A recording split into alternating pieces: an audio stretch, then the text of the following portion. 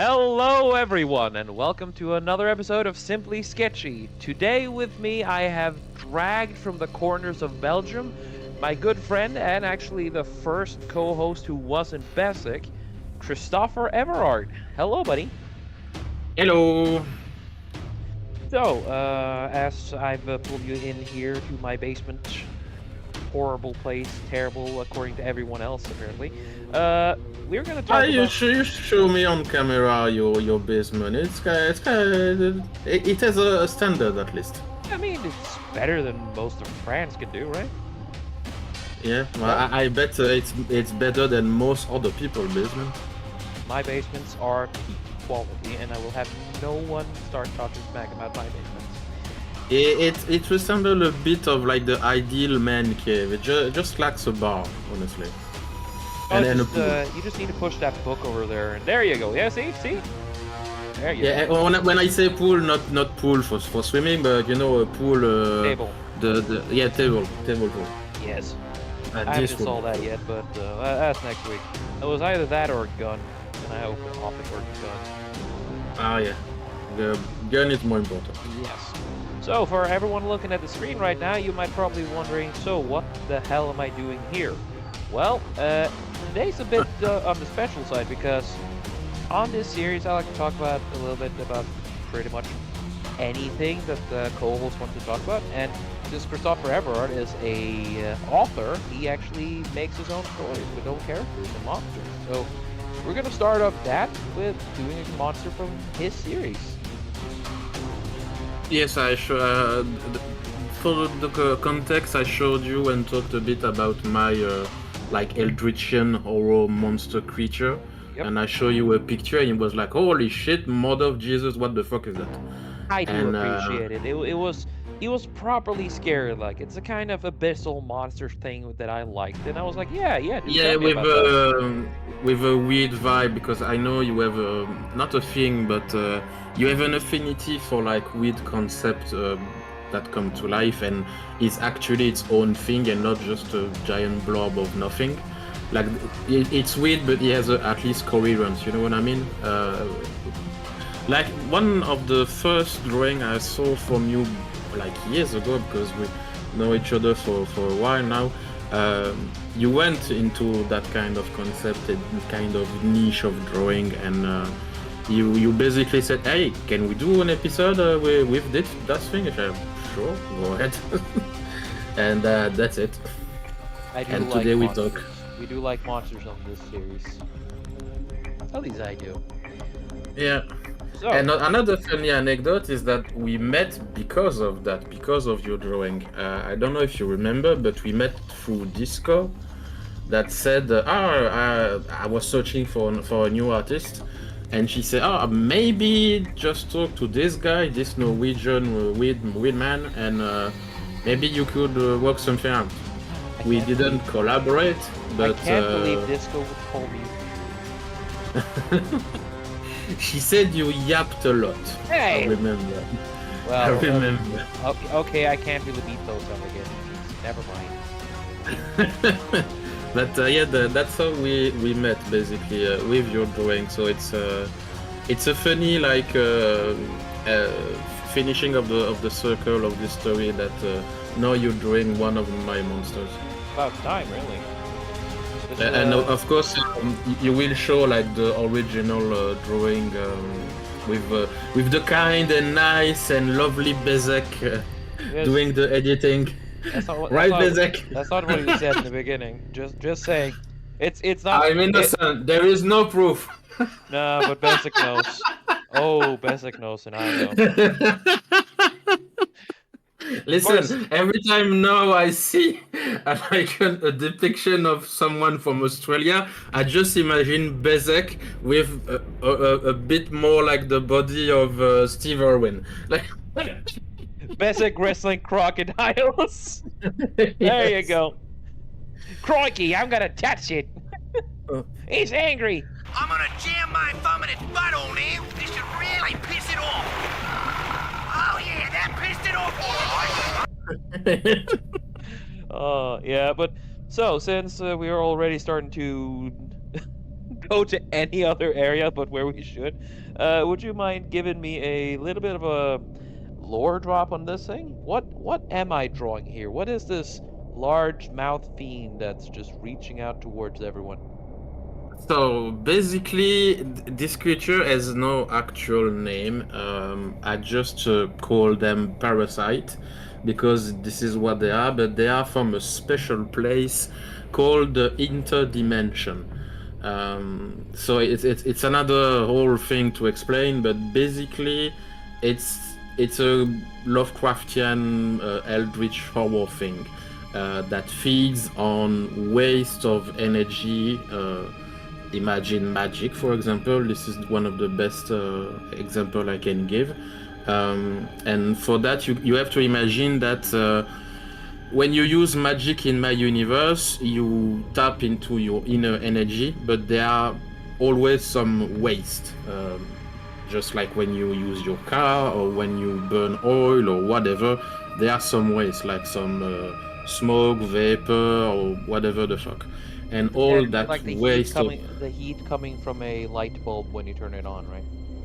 yeah, for example, Okay. any kind of waste of energy go to a place called the interdimension, and these creatures who inhabit this special place feed on it, and they go bigger and bigger and bigger and bigger to ad infinitum. And the one you drew is one of the biggest that the creature of my universe has ever seen. And this was a phoenix, by the way, but she's another thing to explain about the phoenix. But if one of these parasites from this special place would go to an actual universe in my books, he has the potential to destroy everything. For the one who's seen the anime or like read the manga Hunter x Hunter, the Chimera Ants is a good parallel because the potential of evolution of the Chimera Ants is basically infinite. We've seen, for example, Meriam, which is the king of the Chimera Ants. It was basically like invincible, and this is basically the same in a more Lovecraftian way. So yeah, that's the answer. That's basically a parasite, one of an infinite number of other parasites. But this one is pretty big. I mean, if you're gonna try give it a comparative size, how big would you say it is?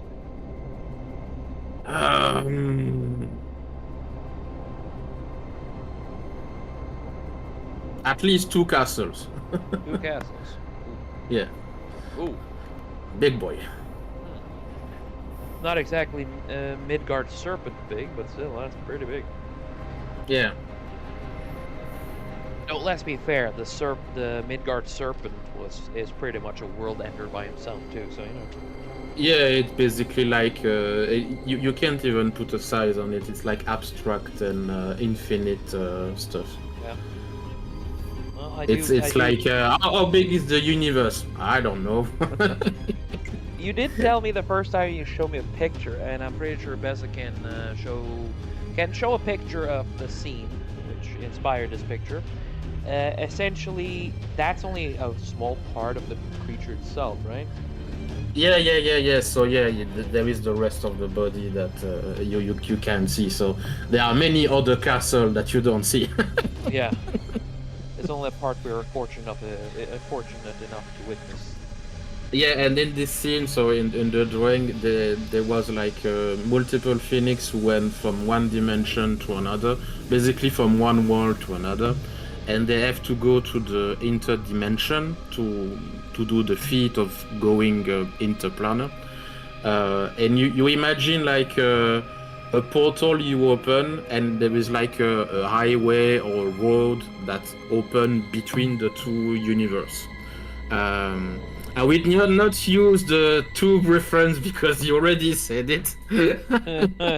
You don't have to say say it with tube. Just use Yeah. cylinder But instead. yeah, you imagine 2 plaques of glass that you stack one on another. Hmm? Sorry for my English. So there is no space basically, but the interdimension is the tiny, infinite, smallest space between these two plaque of glasses.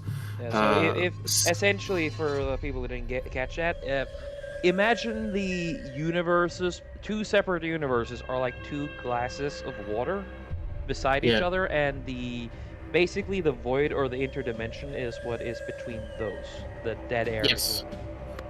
yes, and so it's infinities. Oh, English, sorry. It is infinitely small, but it is actually infinitely like ginormous and infinite again.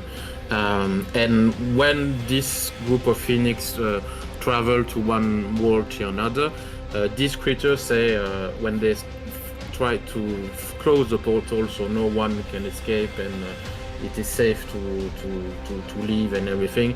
One of these motherfuckers say, I will try my chance now, please. And they battle a bit to go away. Shoo. So the phoenixes went through basically the interdimensional portal. Then the worm said, "Ooh, dinner." Basically, when they try to exit on the other side, yeah. So what you're saying is that the phoenixes have a very stringent immigration policy. Yes, because they travel with the soul and the energy of the living and the dead, so they are like carrier. Like Right. they are basically like the stalks of of my world. So they deliver the living, but they also take the dead, and they go from one world to another and blah blah blah. And the process is when they open a portal, they open it, they go inside, they close it so no one can escape. They travel a bit, they open a new portal, they exit and they close it again so no one escapes. But this time, this piece of work and lovely child of I don't know whom try to say, oh, nice dinner. Yeah, he does look like a charming fellow. Yes. There is basically, well, as stated in my book, there are basically no way to defeat them because they feed on energy. They manage to feed on waste. So if you give them actual energy, like they would just feed and to no end. I think if I remember correctly, in the fourth book, there is a scene when the Phoenix King, which is actually a phoenix and not a titan, he encountered this particular one who is a bit feisty and bit what are you doing on my lawn, boy? And he just like launch a giant fireball into the void in a random direction to just distract him so he can open a portal and flee. Well, so they're not really sentient; they're very instinctually driven.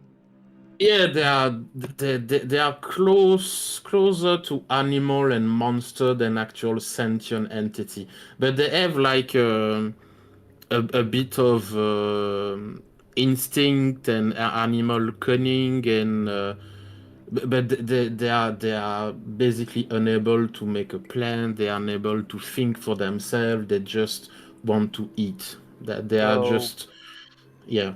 hunger incarnate would be the right word then. So sort of like how Yeah. zombies are treated as a threat in modern series because the hunger is what drives the zombie, right? So it could Yeah. basically be like that. Yeah. Yeah. A bit more than that, but it's a proper comparison. You will not be able to reason with him, and even if by some magical means and improbability you can communicate with it, he would just say, "I just want to eat and feed," and they are the incarnation of how to say that? Not greed, but Gluttony. no, more like selfishness. Oh. Okay, so personal excess. Yeah. Okay. Well, that's kind of bad. Everything is for me, no, nothing for you. And if I can take it from you, it's even better, Yeah. tastier. But the only way, so if these things pop into your universe, if you're quick enough to hit it with some, or rather not hit it, but if you're able to throw a strong enough lure back into its hometown, back into its home, it will follow the lure then. Because that's There pretty is a much what. very strong possibility, yeah. Yeah, But it never happened, and for good reason, because if even one escape, and even if it's a tiny one, it's a world-ending scenario. yeah, Just like the Chimera Ant in Hunter x Hunter. If you remember the story of this anime, there is just one queen that is actually not a real threat at the beginning of the arc, but she feed and feed and feed and feed, and she has more and more advanced and more dangerous and predatory yeah. Because baby. she was pretty fucking small in the beginning, if I remember correctly. I haven't watched the Yeah, whole yeah. anime, but I She did was get. feeding on crabs. Yeah, I started binging lore videos about it and got real big into the Chimera ants because they're really cool. Yeah. Scary too. That's my favorite arc of Hunter x Hunter, the Chimera Ant. Because yeah, at the beginning she was just feeding on fish and crabs, and at the end of the arc there was tracking actual hunters. So imagine that you are in a, I don't know, like Dragon Ball or another anime, you just eat like pigeon and rabbit at the end of the cycle. When you are big enough, you say, I'm trying to hunt Son Goku because I want to be bigger and stronger." Isn't it kind of like what Majin Buu did then at the end there? Because he started eating everything. Yes, yes. Yeah, At the beginning, he was just eating, but yes, he was on the good side because he was fat at the beginning. It was when like evil was dominant on his mind that yeah, he was hunting other strong combatants. But yeah, that basically that's a good comparison. yeah, So yeah, the potential of growth and danger of this kind of creature is yes, yeah. no limit, no But limit. there is no potential for any kind of positive growth. The potential for growth here it's only self-serving for the creature itself. Yeah, because that's their nature. They just want to feed. Yeah. But Well, maybe if someone tried to talk with them or something, maybe you would be able to have a conversation. But no one had the chance and opportunity and competence to try something like that. And especially since they are in a special plane of existence, and there are very very few creature and entity in my universe and my books that I know about them, like the gods we and do the like phoenix. mysteries in stories, and that's good. Yeah, but it was one of the things that was supposed to be on my art book for the one who remember. So I did a Kickstarter at the end of 2023, which is not a good idea, not a good period to do crowdfunding. And this is one of the creature that I would be able to explain more and detail and have another drawing and blah blah blah. And I would even have I will show the drawing with the red tube. Oh, yeah, there I said it, which was supposed to be an actual depiction of the place they inhabit. Yeah. Uh, It's not that red tube, Basic. Get your mind out of the gutter. no. Oh, I'm sure he is not the only one who thought about it. Yeah. You have a bit of a degenerate audience. Well, in some cases, the audience do reflect the YouTube channel. Or maybe Yeah, the YouTuber is reflected by the audience. I don't know. It goes both ways, I guess. yeah. Maybe the guest too. Eh. Honestly, I wouldn't be surprised at this point. There's, oh boy. But honestly, I'm glad and flattered that you wanted to do a sketch of one of the creature I created in my universe. Fucking hell, it That's looks a sick. nice compliment. It looks sick, and it's within, it goes within the things I like. For example, I've always been a big fan of the whole eldritch creatures. Also, like these super powerful little entities that are just driven by instincts. It's kind of like I'd say, you know, the gods of chaos from Warhammer? Yeah. Yeah, they are these quote unquote the gods of. It's gonna be hey guys, there's gonna be some chaos god slander here, but the chaos gods are essentially overgrown, bloated parasites, right? Yes. Yes. They've hooked themselves onto emotional or to these cores of things that just are with living things in the universe. And with that, they basically have become godlike. But in Yeah, the end, the they're just parasites seeking to grow, expand, and become more powerful.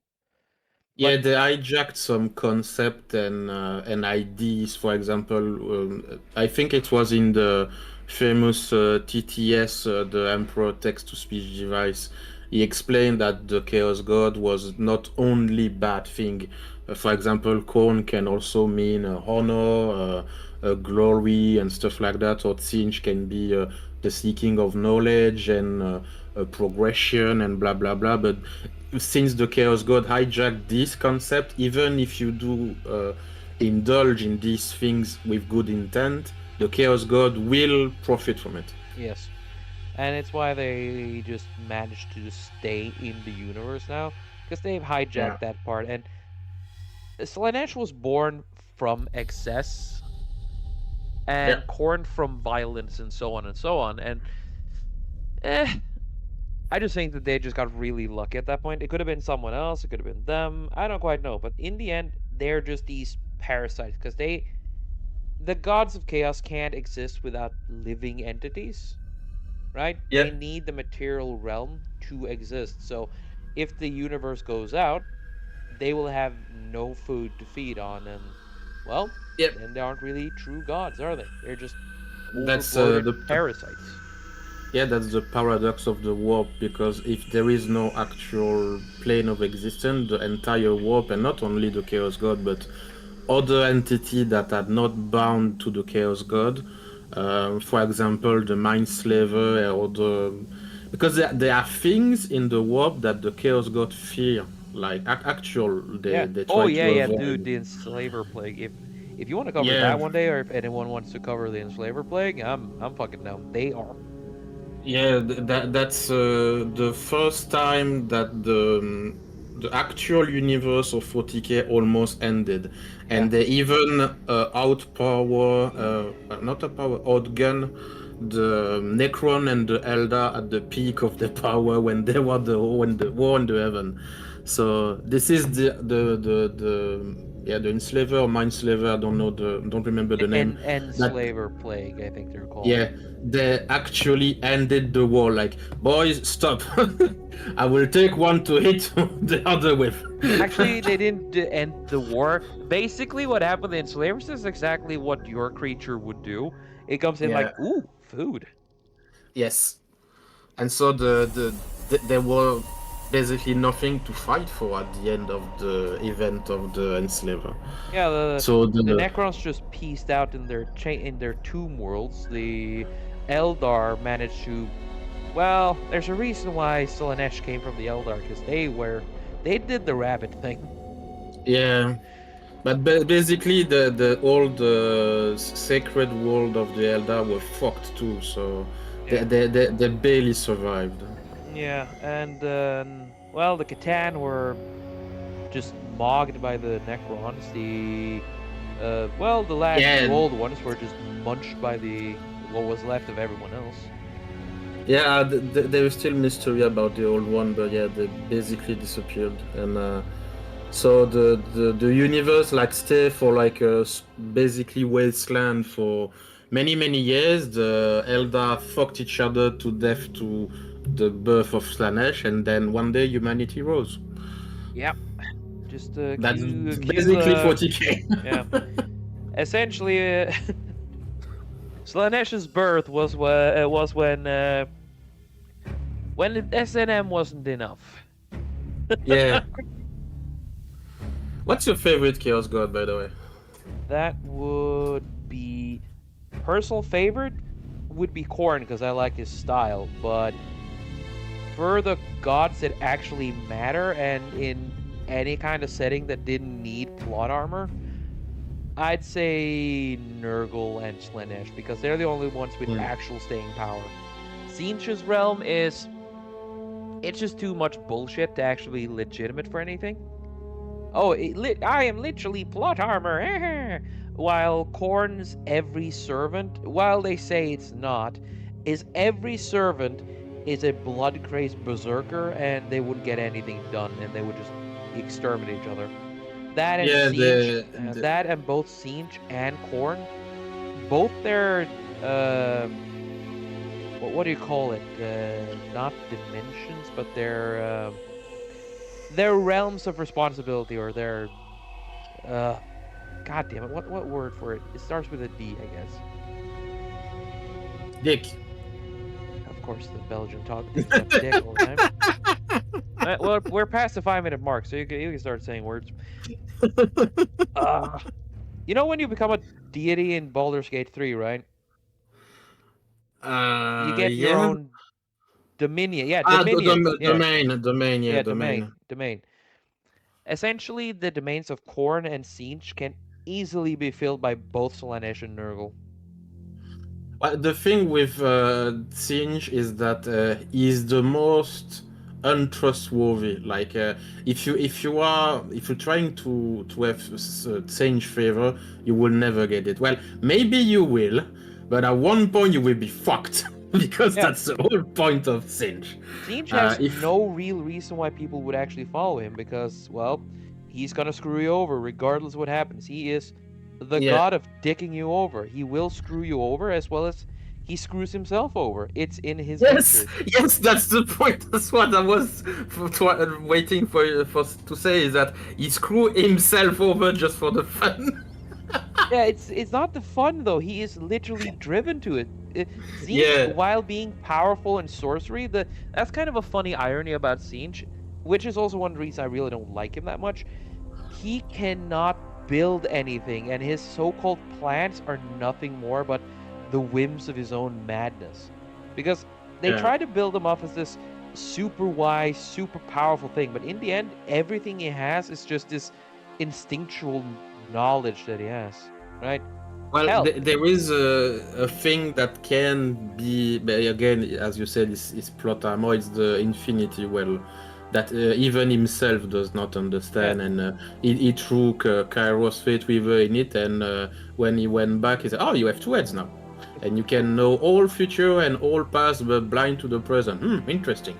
Let me take a few notes. Basically, this is how I imagined after he threw Kairos into it, and Kairos just climbed back, gasping, wheezing, almost dying. And it's like, "Oh, hi, you're old now. Also, you got two heads.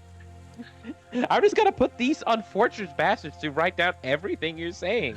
Have a nice day, crazy guy. I'm gonna go be a dick to another person. Woohoo!" Yeah, because Kairos cannot see the present, so it's like he doesn't know what's happening right now, but he like how to live if you are blind to the present. Like, oh god, the concept is nice, but it's you are useless. Like, yeah, it's like imagine you have Kairos' ability. You can see the past, you can see the future, but apparently you also get struck by dementia, so you have no idea when to use a knowledge. Like, I know that in 5 minutes this thing will happen.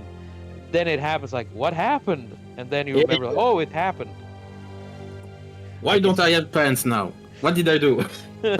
I guess I'm useless. Like all things Siege. Yeah, for me it's also Slaanesh, my favorite deity, because the idea of Slaanesh is that's one thing that pisses me off with the Game Workshop, is that they always represent Slaanesh with debauchery and sex and blah blah blah, but it's so much more.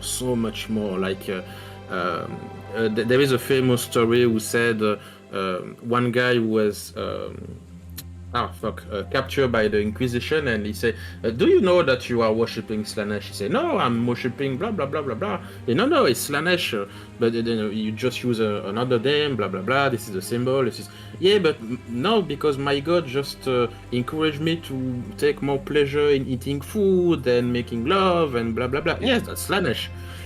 So Slaanesh is just the pursuit of never-ending pleasure, but the trick is you will never get the same experience as the first time you did something. So the more you do something, the more you rob yourself or something. So the concept is just Yeah, the you excitement burns out a lot faster, even if the first time you feel it is yeah immense. It's from what I've heard, the pleasure of experiencing anything as a follower of Slanesh is almost undescribable the first time you feel it.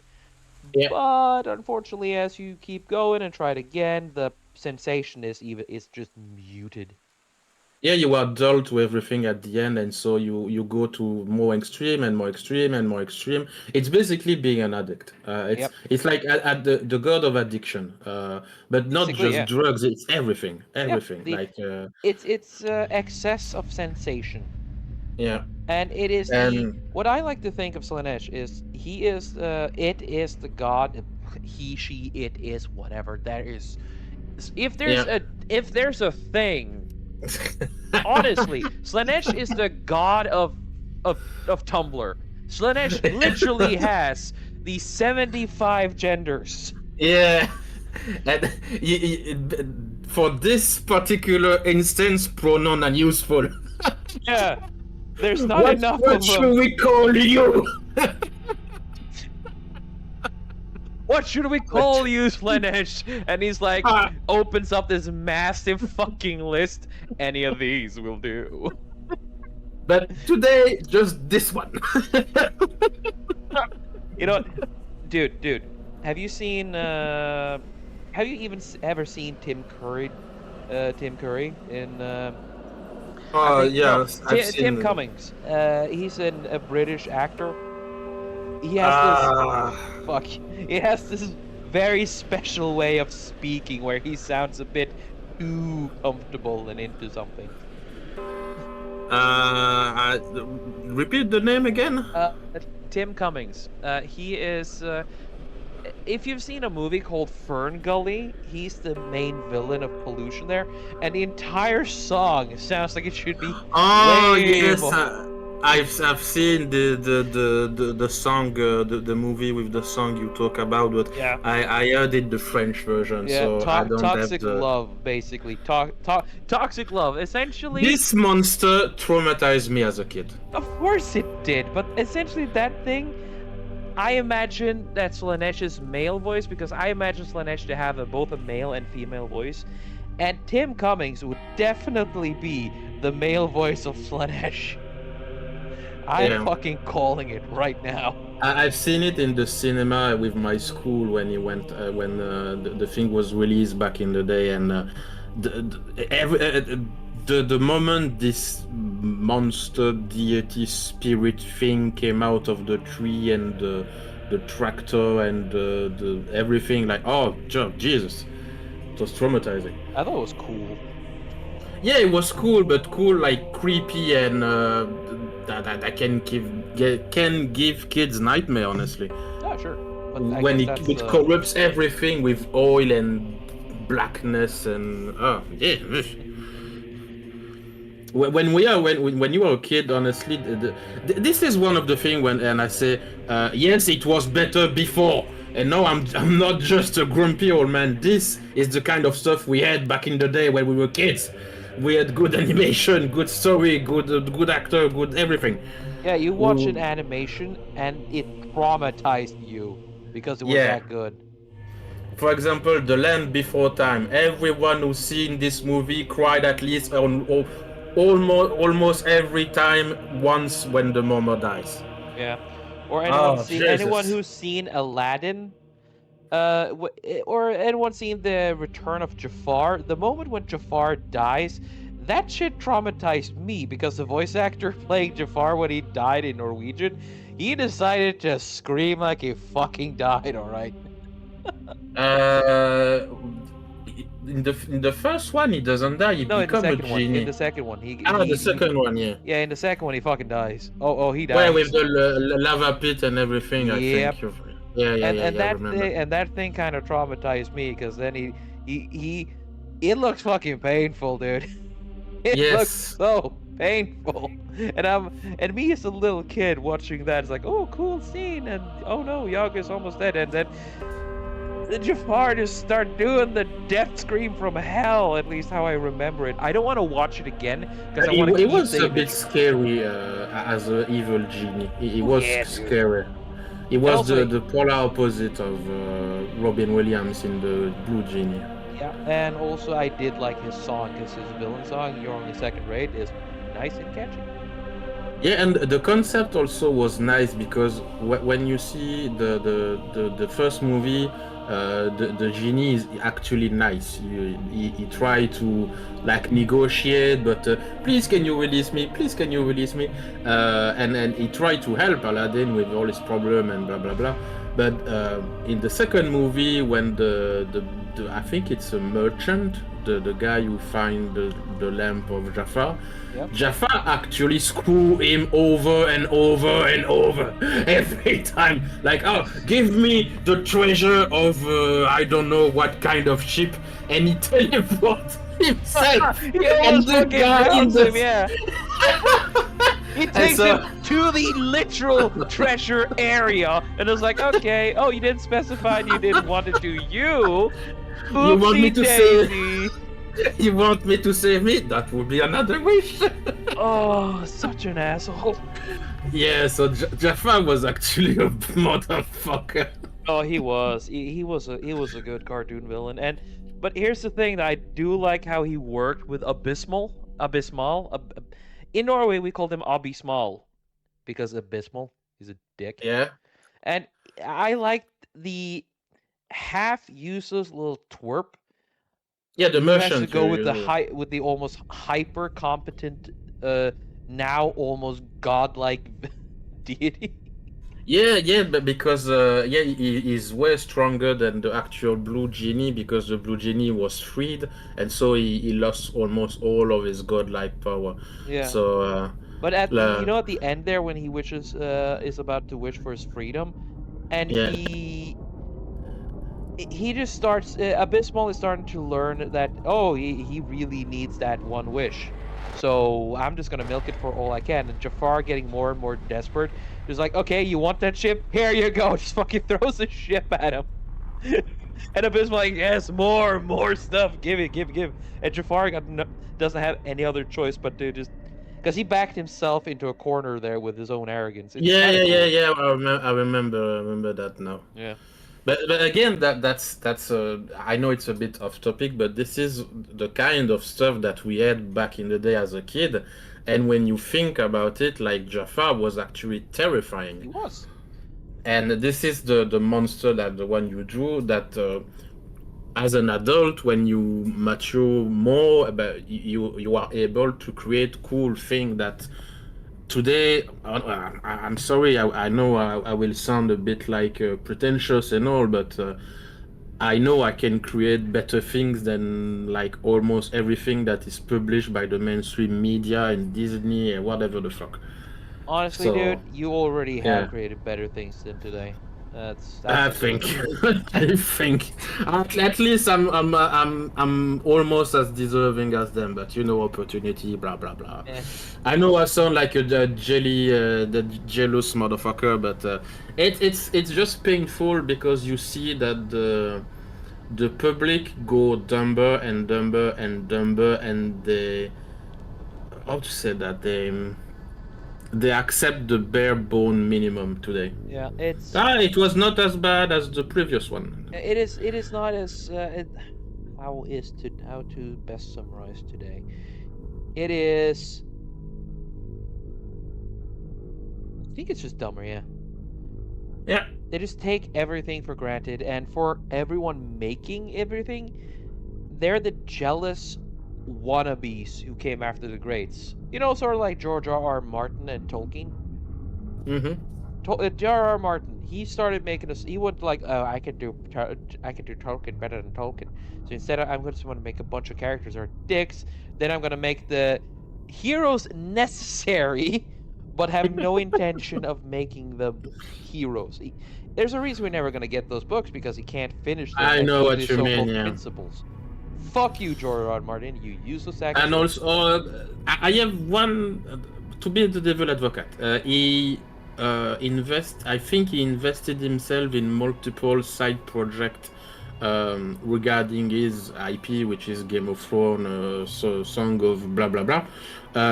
So he has less time to write, but That's that's the a excuse convenient he excuse. uses. Yes, that's He the doesn't want to finish it now because he did mention yeah that the ending of Game of Thrones was how he intended the book to end. yeah. And I think maybe now he's like, no, I don't want to disappoint people, and no pitchforks, please.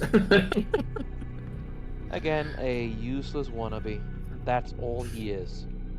He didn't do that bad, but He could have done. Again, I wouldn't have been as harsh to him if he just finished his work. A lot of my yeah. criticism and negative opinion of him will And open disappear. his mouth for the last season of the Game of Thrones. Yeah, Also, like own to it or disavow, but don't just say, oh, I don't know, maybe, blah blah blah blah. yeah. Again, he's a coward. He went Yeah. around. Again, his story had potential. It could have been good, right? It was Have this. you seen? It was kind of Sorry, good though. continue. Continue. Continue. It was. It was kind of getting to a decent grimdark story. It's just that he pussed out in the end. Oh, the theories Mm. I made didn't work, though. I guess I'm just gonna be a pussy now. Faggot. Have you seen the interview and declaration of Hayao Miyazaki, the Japanese anime guy? Yeah, I think. This one is another grumpy old man, like, very much grumpy.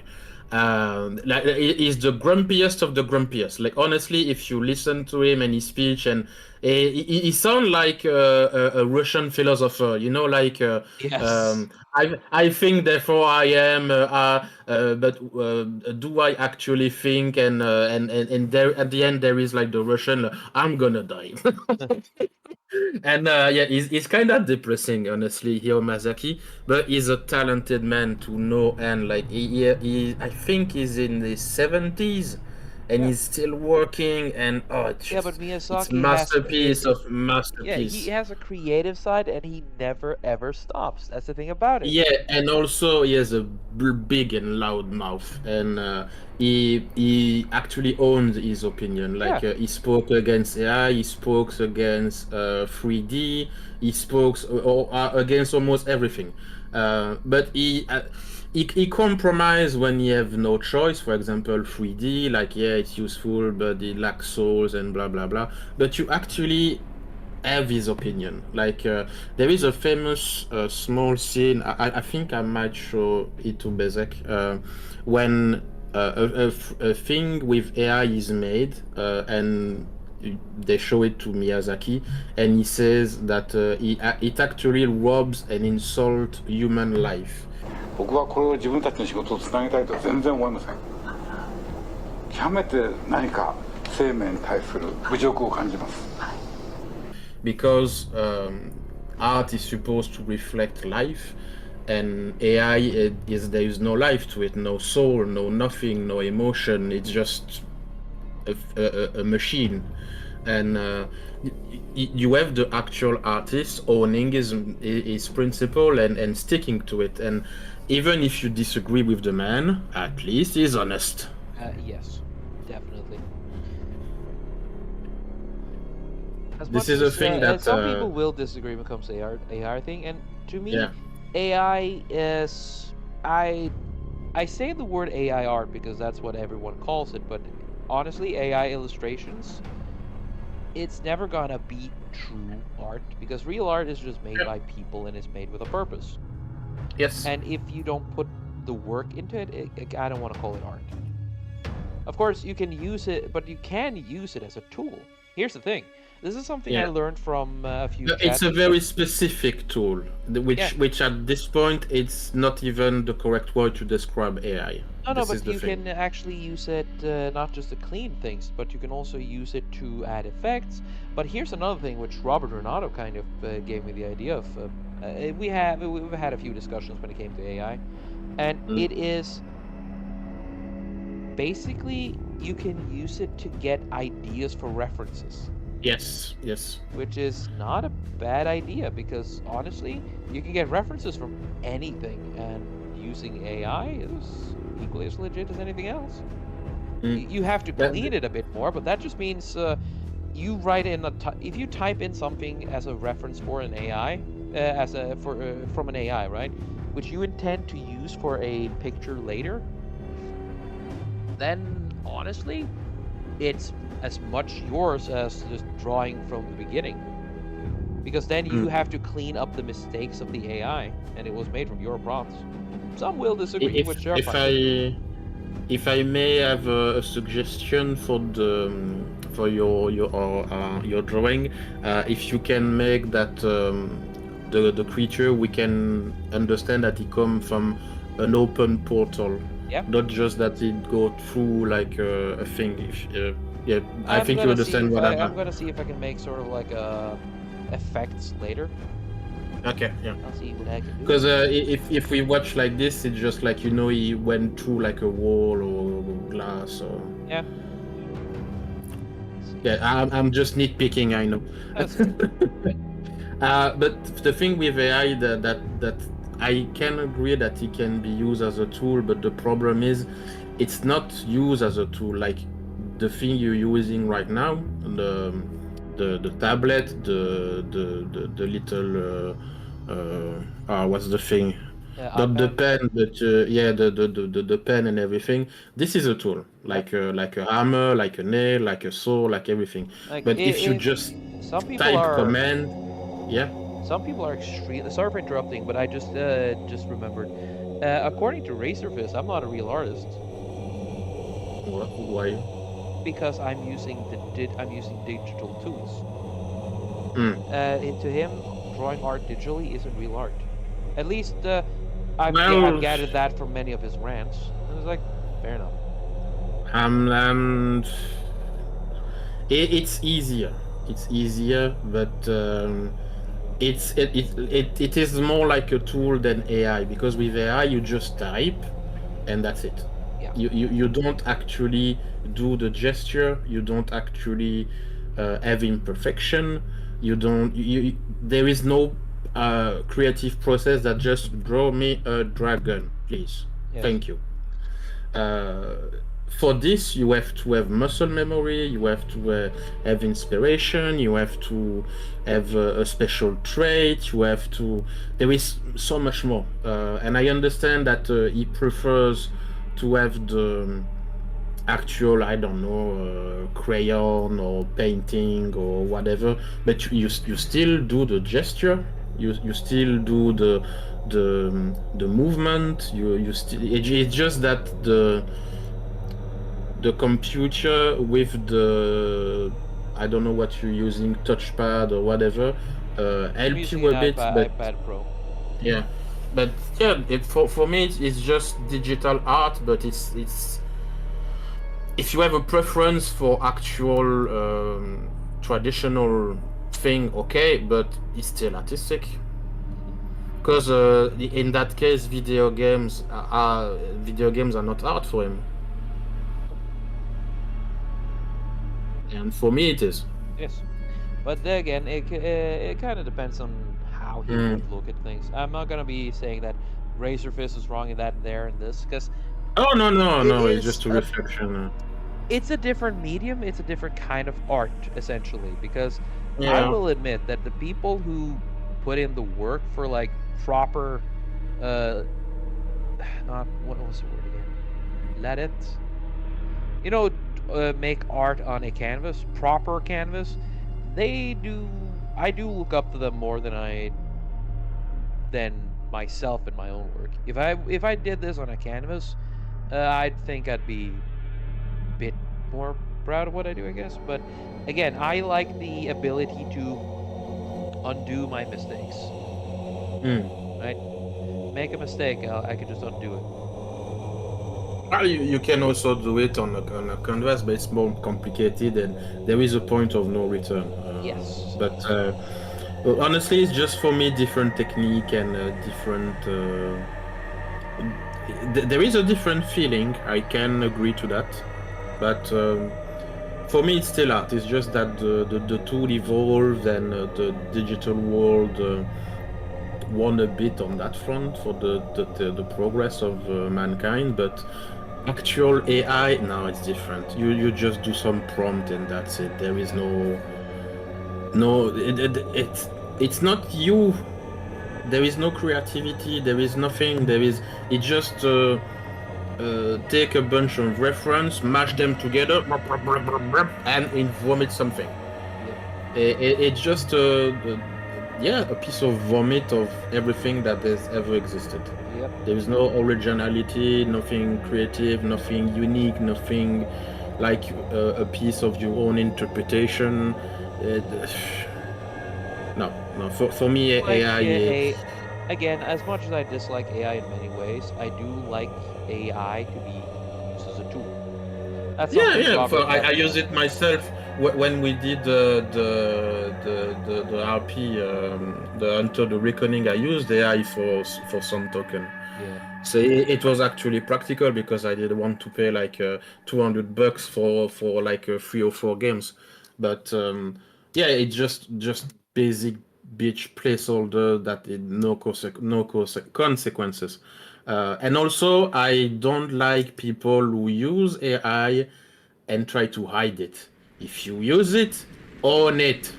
Yes. I much more have respect for the people who just, hey, I do AI thing. Look at this AI. I made AI thingy. I much rather applaud those than the people like, hey, I did this all by myself.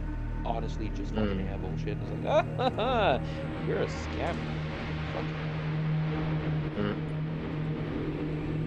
But it's funny that we talk all about that because in a way this monster represents all this kind of thing like the greed and the selfishness and the I just want more for myself Mindless and no consumption. responsibility. Yeah, mindless Yeah. consumption. That's it.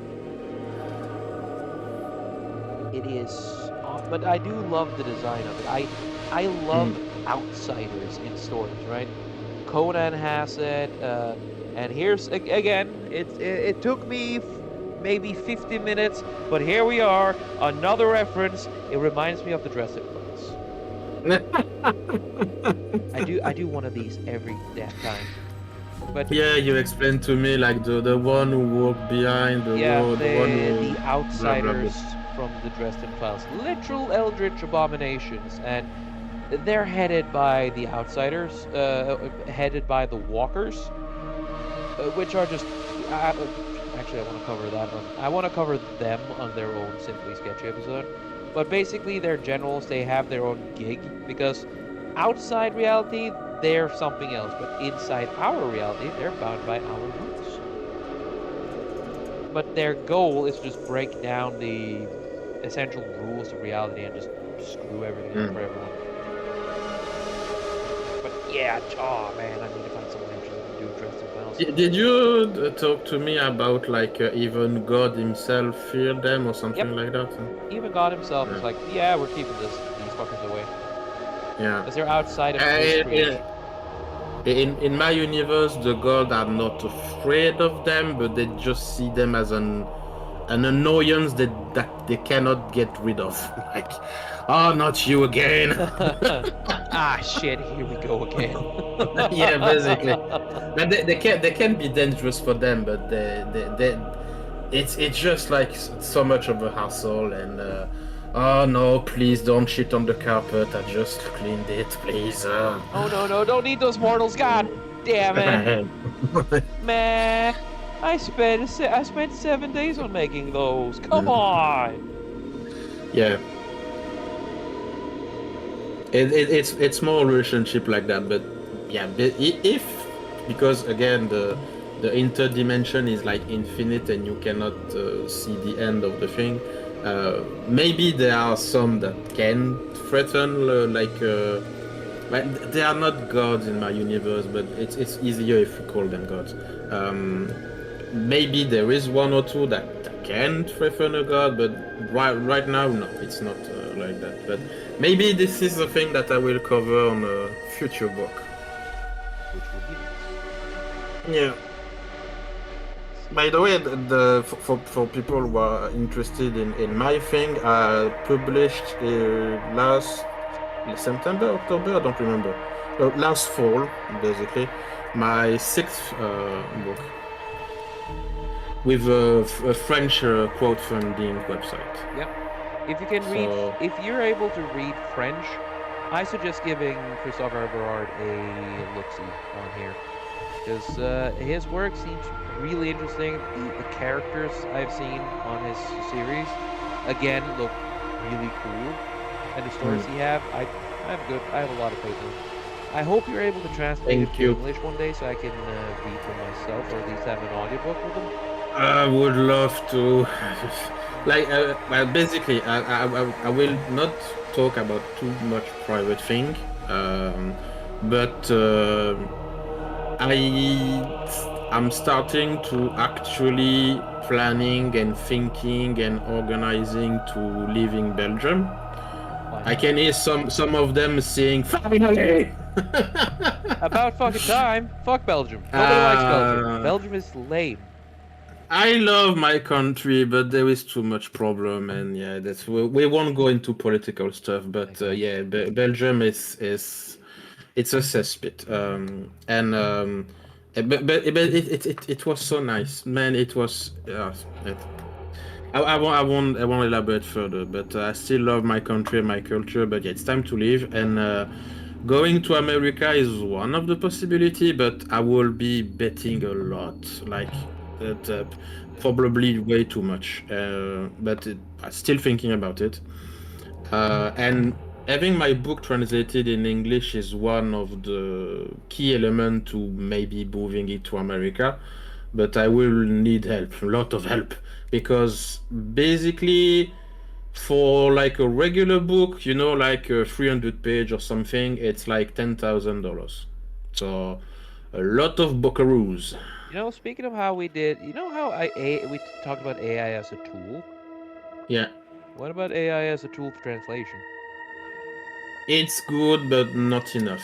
Well, you It can, it help. It definitely helps. yeah, That's true. But you need someone to maybe proofread it, maybe? yes. Definitely.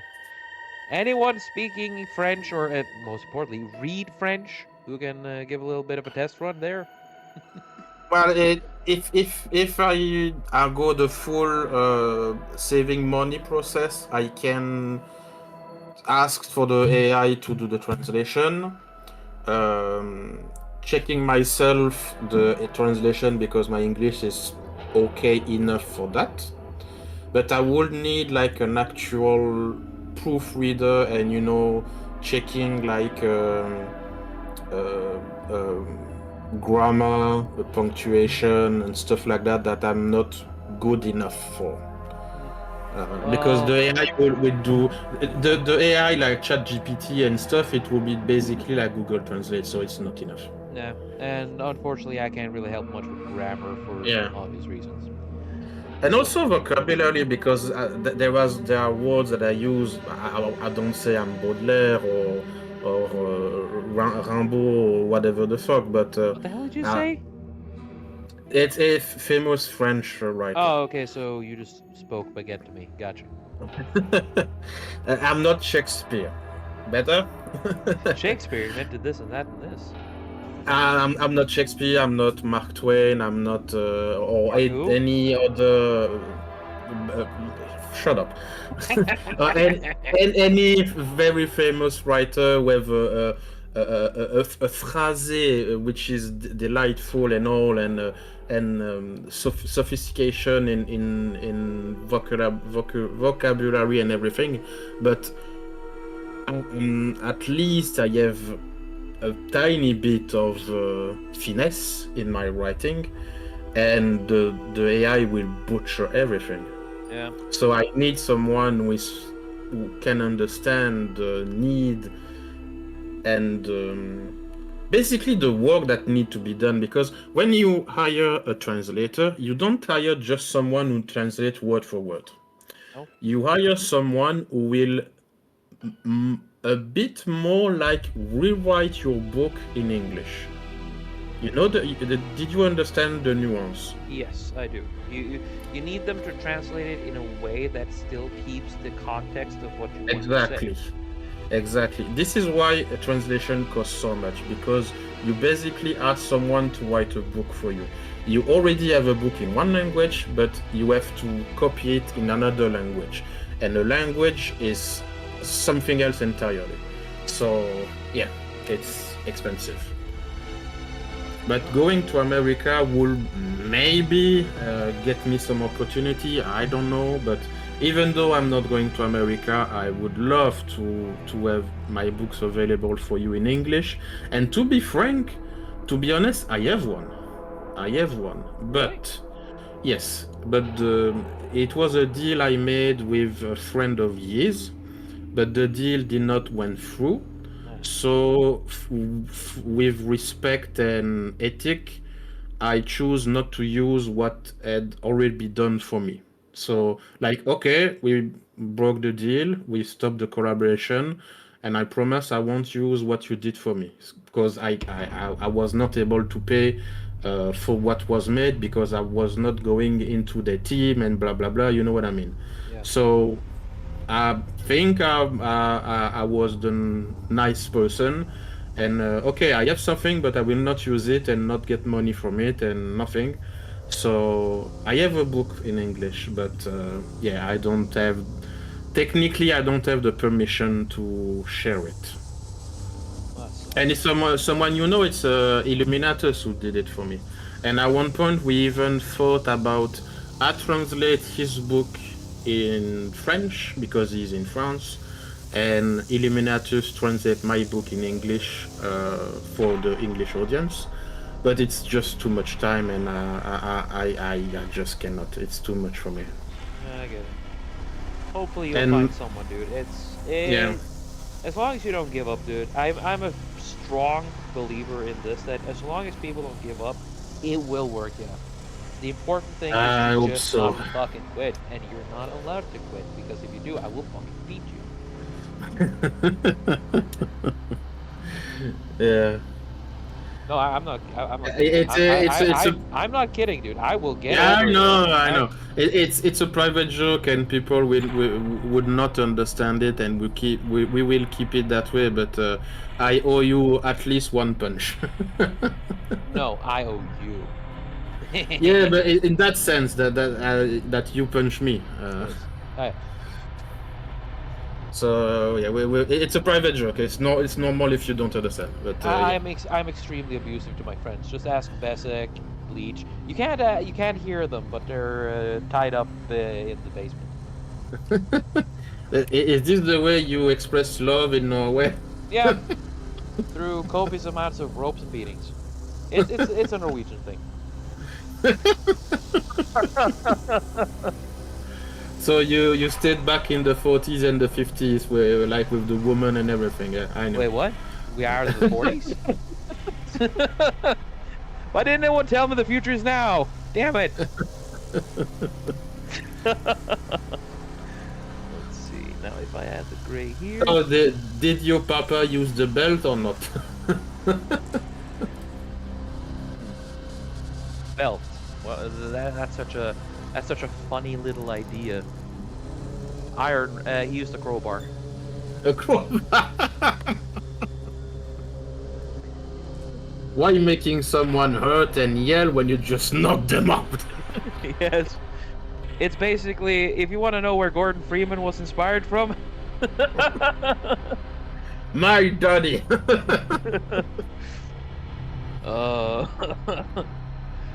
Well, we went from interdimensional void centipedes devouring reality to a discussion on AI art and the competency of modern writers, and now we're in Half-Life 2 levels of child abuse. Nice. Yeah, didn't you get the reference right away?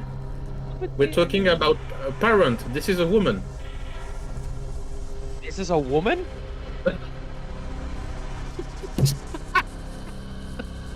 This is why they cannot describe women.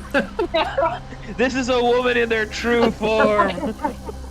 Eternal. Endlessly potential.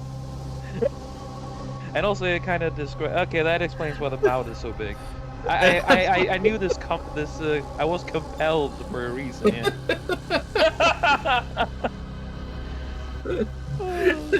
I just wait, the few moments of silence and realization. Wait, this is a.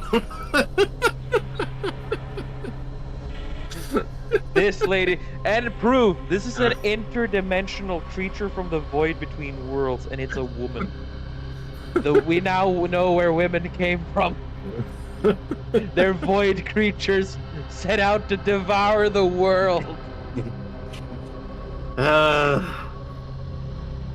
Man, Chris. The end of man's civilization. See. That's a nice garage you have.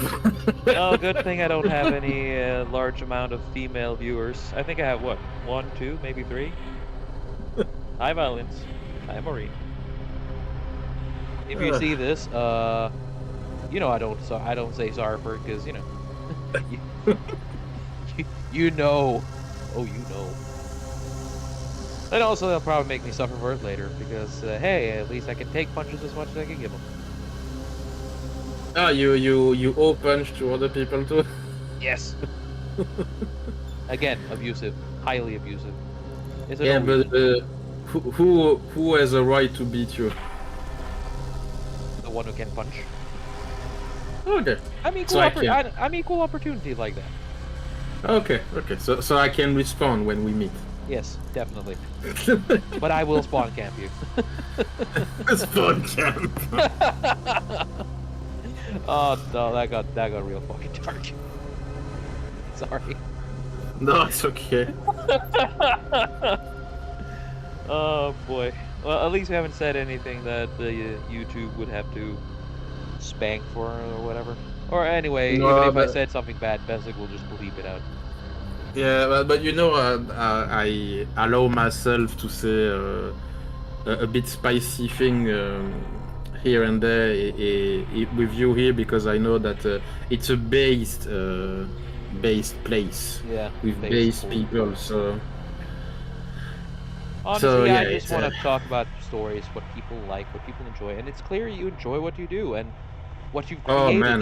This is sort of like what, a side thing in your main story. What I hope to do. in the oh, future- it's an anecdote. Yes, I'm actually just hoping that we can, if you feel like it, we can do more like this in the future. Oh, sure, but as before we started the podcast, like I said to you, like maybe 20 times, oh, Trim, I'm not sure I can talk for 1 hour of my universe, blah blah blah, and well, we didn't talk 1 hour of my universe, but we if I'm watching correctly your timer, we passed the 1 hour mark, and yeah. Yeah. It's just that the problem is I know my English is not perfect, and sometimes I stumble a bit on my words, and my stories are not available in English either. So it's not complicated for me to talk about it. It's just that I know that probably many people will not give a shit or will not understand the reference, and they just say, oh, that's a nice drawing, but they don't understand what's the reference and where does it come from. Even if I explain it, it's like, yes, but I don't have the book, I don't have the story to read. So it's a bit sad for me to talk about something that I cannot actually show to people and just tease and tease and tease and tease endlessly. Oh, you tease. Yeah, But yeah, and I hate that.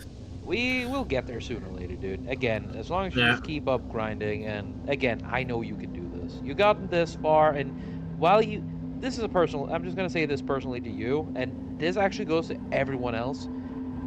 You managed to get this fucking far. That's impressive enough already. Keep going, and sooner or later it will go your way.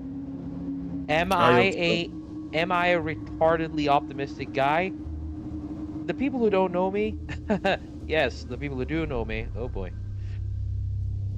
If I may, because we know each other for maybe 4 years now, Pretty much, three or 4 years, something like that. Before. It's not that you are optimistic. It's that you focus on the positive on the people you meet, Yes. and you try to ignore the negative or like the sad thing. Like it's not that you ignore them; it's just that you say, yes, you lost your parent, you lost your job, your ex-wife is a bitch, but you still have your house and a good car, so enjoyed it. Yeah. Something like that. I think I'm spot on. I have a tendency to be kind of accurate on describing some behavior and mindset of people. You are someone like that. You are someone who try to nurture the positivity and focus on the good times.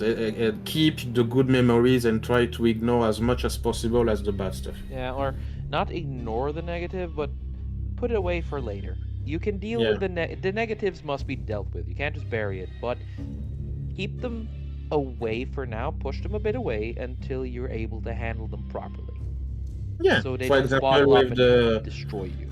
For example, with the guy with the car, look on the good side. You can roll over your ex-wife. That's a Yeah, you can good just thing. print. You can print out a picture of your ex-wife. You could drive over it a few times, and ta-da! See, I understand you.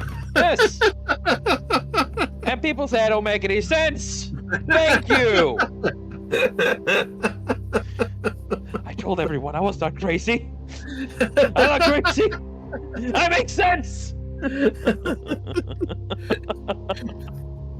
See, Dr. Schweinkelberg, I'm not crazy. I have found someone who understands. Yes. I found the one person who's convinced that I'm not crazy. I am vindicated. You. Oh Yeah, man. but this is how I see you with your never-ending optimism that make me sick sometimes. But I understand that, yeah, you have to have contrast and all, and Yeah. it's If just I that don't if I don't see people do optimism, I will try to force it in. As annoying as that is, I will fucking try. yeah, but that's the problem. That you like to be annoying. Yes, that's not a problem. Well, that's a you Yes, it problem, but is. that's a you problem, not my problem. That sounds like a you problem. Yes, quite frankly, that is a you problem. I'm not having an issue being disgustingly optimistic. I don't have a problem with fucking you over and using the same jokes 25 times a day. Hey, I love me them. being unable to come up with any good jokes is a personal thing, okay? I'm insecure about that. Uh, you enjoy too much the role of the annoying bastard. Yes. Wait, roll? I mean, yeah, totally roll. I imagine Bezek, in the editing, a giant yes. Knowing Besic, he will write up something, something snarky, all right. Man, but honestly, guys, but if you can be bothered, just take some time and give Besic a little bit of attention in the comments because he's been killing it here with the edits. I'm damn proud of you, dude. Thank you for. Is it someone who likes stuff like that? Yeah, Because Australian people are weird. Sometimes they like attention, sometimes they say fuck off to everyone, so it's a bit weird. I don't care. You don't know how to. Everard, since when do I care if people want attention or not? I'm giving you the attention I think you deserve. So Yeah, Besic, but we're talking about basic. I know. So I'll just have to drag him kicking and screaming out to the stage. Force him to take a round of applause, and then throw him back out. I think he will launch at you 2 or 3 crocodile in the process. As long as he doesn't bring out the emus, I'm safe. No, I think he will get to the drop bear first. What the hell are those? I don't know anything about drop airs. Fuck you. I still remember that he hated me for ruining the joke for him. He said, Chris, shut up! First fucking... he got me good with that. Fucking... yeah. Yes, I'm one of those guys who actually believe drop bears to be real. And I tried to warn you. You tried. You succeeded. Besic wasn't happy. I think I win like a sacred, how to say that, a secret ritual when an Australian meets someone. Say, have you heard about drug bears? And like it's an obligation in the culture to make someone think that they exist. And if you ruin the thing, it's like you interrupted like a satanic ritual kind of thing. Yeah. You should see. It's fair. I Fucking I, I great. think it's yeah. I think it's something like that. You hear demonic chanting in the background, like oh Magadi, Magadi, Yeah, with the summoning, DJ redo and all. yeah, summoning the chlamydia infested drop bears.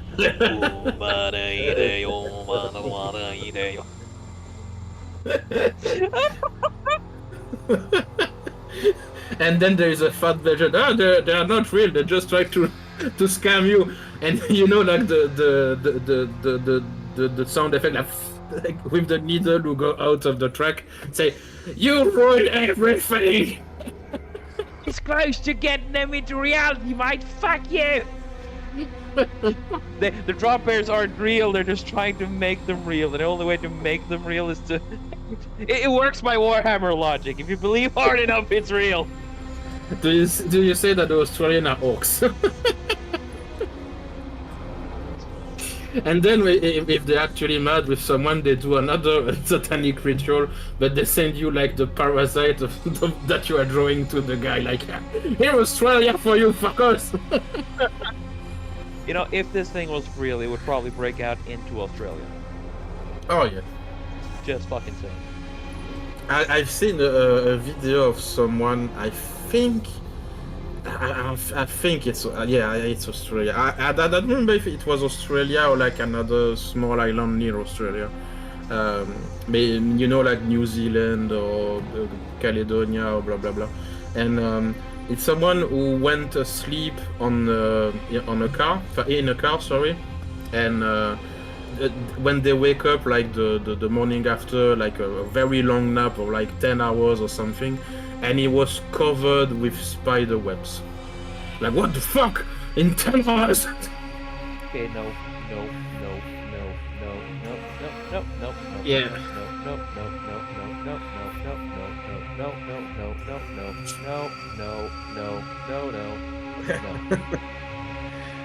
Especially since in Australia, like, there are some harmless spider, but most of them are not. I don't think there's anything harmless in Australia.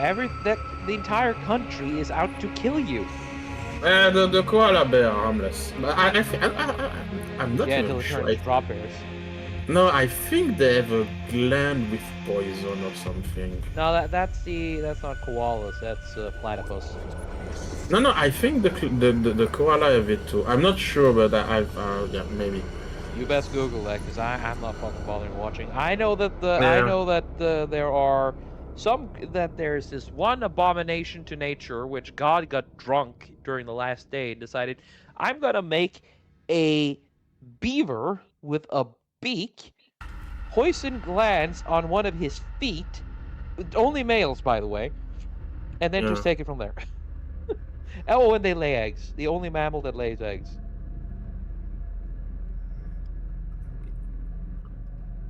So what do you think? Oh, I didn't watch everything, but yeah, it's gorgeous. Like, yeah. You happy with the end results? And yeah, sure. I got the portal thing right? Yeah, that's perfect.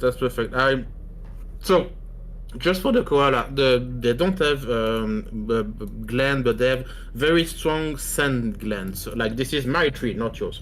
But the food that they eat are poisonous. The eucalyptus gland. Yes. The eucalyptus plant, sorry. So technically, yes, if they vomit on you, you can be poisoned.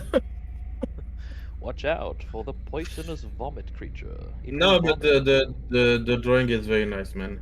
Honestly, I appreciate it. Yeah, it's my pleasure, dude. And also, always nice to have a chat with a friend. Let's see, I'm just gonna add a little bit of light here.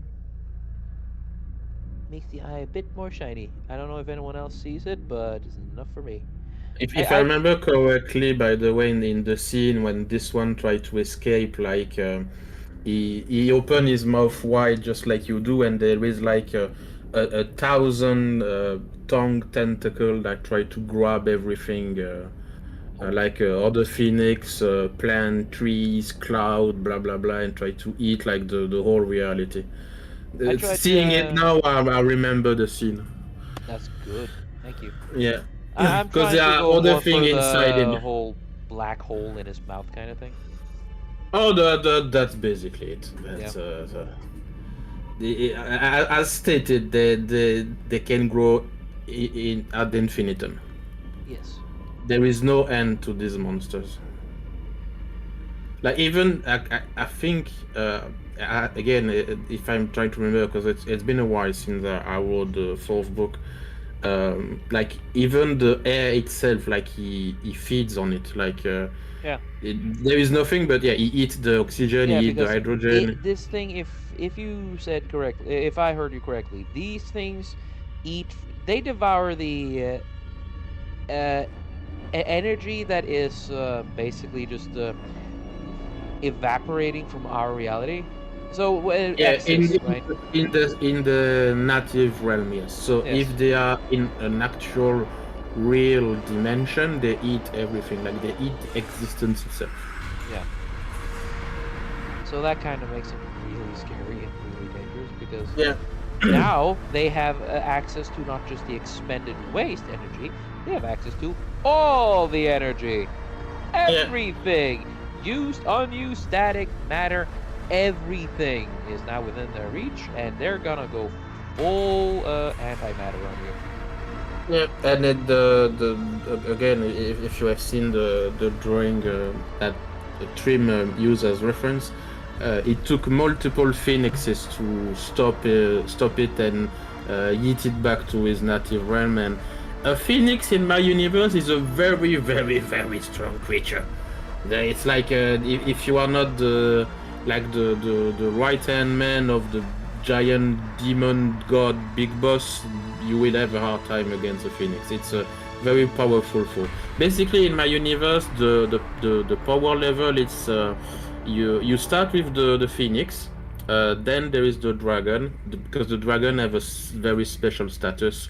For spoiler, dragon in my universe exists by sheer will. Like they one day they decide I will exist now, and no, there So, is. literally just gods. I think, therefore, I am They deity. are not gods, but they are free. They are the incarnation of free will. So it's spontaneous existence, like from nothing. And this is why the god are like you are a special case of weird. Hmm. And so Phoenix, Dragon, this motherfucker. No, even there is the right hand man of the gods or the son of the gods or the demonic entity. Then there is this parasite, and then there is the gods entity kind of thing. And then on the top of everything, there is yeah, again an entity. Sorry for the lack of vocabulary, which is called lumière, which is translated to light in English. So lumière, light, which is symbolized by the sun in my universe, which is basically all-knowing, all-powerful. There is nothing stronger than lumière. So yeah. He's the big guy. Yes. Basically, if he decide that someone exists, it will exist. If he decides someone will not exist, it will not exist. If he want to restart the universe, it will restart. If he want, whatever. If he want Yeah. coffee with double the foam, he will have coffee with double the foam. How can I reach this guy? It was one of my funny challenge, when oh, is Son Goku stronger than Superman, blah blah blah, and I said my guy is stronger. Yes. But there is a catch. But yeah, it's honestly all powerful. It's like you cannot defeat like it's like in Marvel the one who know it all, or I don't know the name, the one above all or something like that, Yeah, which is there's Stanley. Yeah, It's basically that. So, yeah. And this guy are on the top 5 or 6 on this list. So, yeah, very dangerous. Very, very dangerous. Well, I guess that I'm now done. You've said your piece about it, so I guess we could just start wrapping up here if you don't have anything else you want to say. I think you should praise me a bit more. Oh, glorious, great Christopher Everard, the creator of this fantastic beast in front of us, has decided to gloriously show us. How does? Give me a second. He decided to grace us with his magnanimous presence. Thank you, Christopher Everard, for being here. That Now, sounded fake, but good enough. Maybe a bit forced, maybe. But yeah, do give yourself a shill. Do you have a YouTube, a Twitter, anything? Yeah, of course. The YouTube is just my name, so Christopher Evrar, and I'm sure you will put the link. Sometimes I come up on the Sultans on Wumble, but it's been a while since I did that, so maybe in the future. You're always welcome there. You're always welcome. Yeah. Um, Also, if you type well in French, unfortunately, my name on like Amazon, on Google, you will have all my links and all my books and everything. And sometimes I do English live stream. Again, it's been a while, but maybe in the future we will do something again, you and I, because I kind of like do live stream with you, and I think I will have something to do in the future with what's the name? I think the one with another stupid idea in Disney, but I don't remember which one because they did so many. Yeah, but which one? Yeah, which one? But yeah, we will maybe do a live stream again on my channel, the World of Arts. Yeah. And yeah, thank you again for honestly just taking interest in my stuff and drawing one of my monsters. Dude, it's kind of obvious. Look at this thing. It's fucking awesome.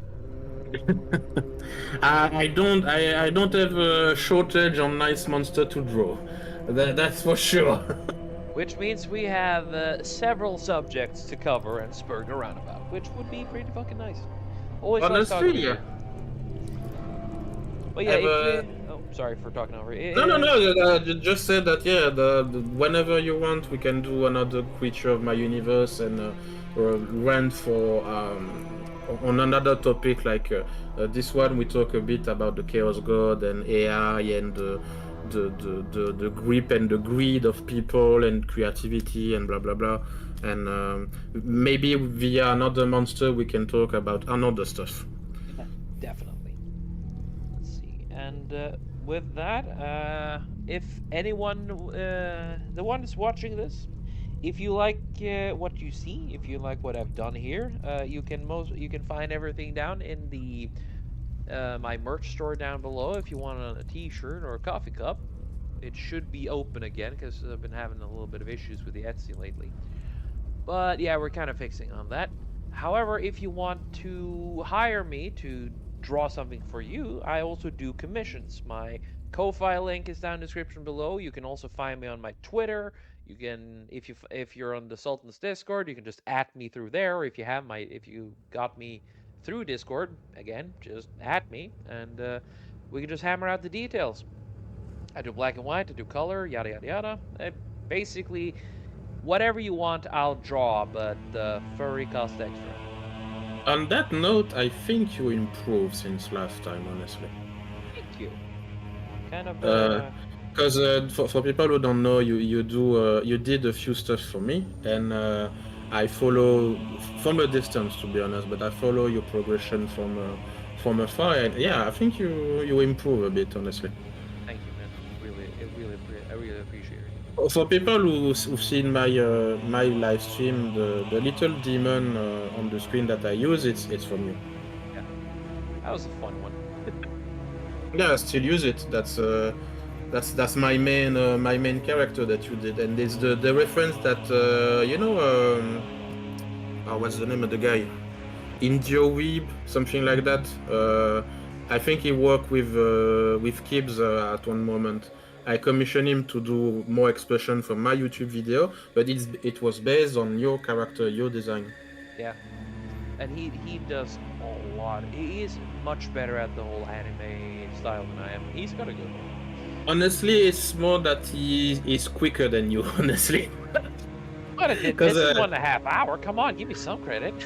Yeah, no, I know, but with him I can order like 25 and he does it in 1 week. So yeah. Oh yeah. With your work, it's complicated. I know. So yeah, he is much better, and he's mastered the basics more than me. I got things. I know how to get around it, but I'm basically just brute forcing this because I got none of the finesse. I'm just going the way I can because I'm a stubborn bastard, and I have a hard time learning new tricks. It's more like a time issue than anything. As stated, you have a fixed job. I won't say it publicly. I don't know if you talk to it. So anyway, so you don't have all the time allowed to your art. So it's just logical that you are not to the level of other people who do that professionally. Yeah. But again, I encourage people if you want to commission trimming, go ahead. He does nice stuff. He's a good boy. Thank you very much. I appreciate it. Well, and with that, I would also like to thank you, Christopher Everhart, for joining me here. Seriously, it's always fun having you here. I'm looking forward to next time. Thank you. And also, gotta remember, thank you, Robert Renato, for letting me use your awesome music in my videos. Again, always nice to have a large amount of music I can use and abuse. And seriously, go give Robert Renato a little bit of love too, because he deserves it. He makes good shit. And of course, Bezic, who is my what is it? No, disavow. I don't like Bezic. Thank you. My tech wrangler, Bezic, who is the one who actually helped me set all this up. Without him, technology doesn't work because I still have a tech debuff that still cripples me. Also, he's the one who does the edits here, as he always does, and he pretty much every damn time, he's been kicking it out of the park. He's been crushing it, and I'm really happy for. I will repeat what I said in private DM. Your technology is still in the Viking Age. You use rune and boat. Hey, the rune method still hasn't failed me, so I'm not gonna stop using it, you insensitive. The skull of your enemy is good for cup, but not for the internet. You do know that blood fuels my ritual. You wanna donate? No? Shut up. But yeah. I even record myself just in case we have the same problem as last time. So I can put double recording. You dick. Yes, I did it. Oh, don't remind me. Oh, that was fun though. Well, with that, thank you all for watching as well. I appreciate every single one of you dropping by. If you enjoyed what you saw, just leave a like, I guess, the YouTube blurb. Leave a like, comment, subscribe if you feel like it. Again, appreciate you guys are watching this, because this is more a hobby for me than anything else, and I appreciate all of it. Thank you very much. Thank you, everyone, and have a nice day. Bye-bye, everyone. Bye-bye.